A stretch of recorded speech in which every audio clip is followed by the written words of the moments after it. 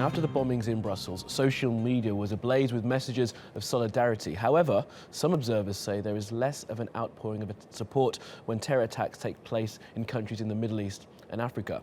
With more on that debate, I'm joined by Myriam Francois in London. So, Myriam, is there a double standard here? And certainly it seems on the face of it that there's less of an outpouring of emotion when there are attacks in Abidjan or Ankara.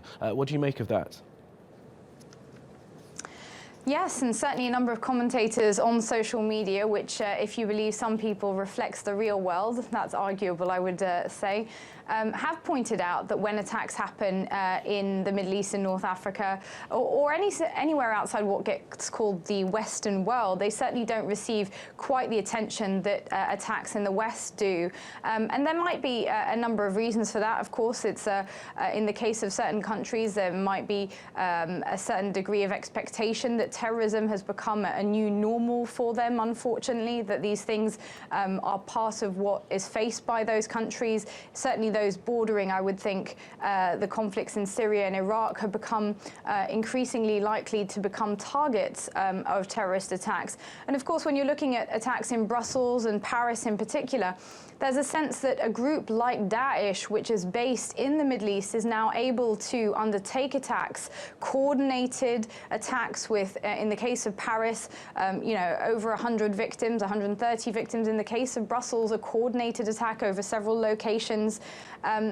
That scale of attack, I think, is what is surprising to people. But absolutely, we've seen campaigners and commentators calling for much more solidarity across the board for victims, so that there's more parity, if you like, in the recognition of those deaths. Absolutely. And it's been put into sharp relief in the last couple of weeks. We've seen, 30 people killed in Ivory Coast, a number killed just this weekend in Turkey, and then not the similar sense of sort of worldwide outrage about those attacks. Why do you think those countries didn't receive the same support that countries like Belgium and France have?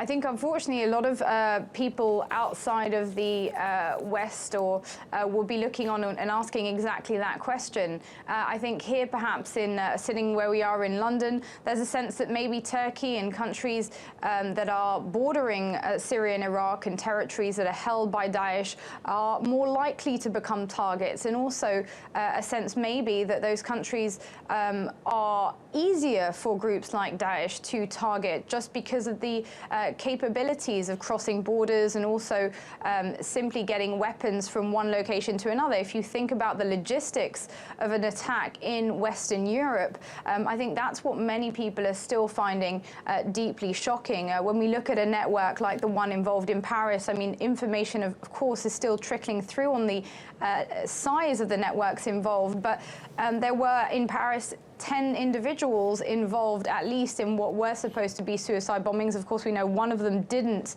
end up blowing himself up. That was Salah Abdeslam, who was arrested last Friday.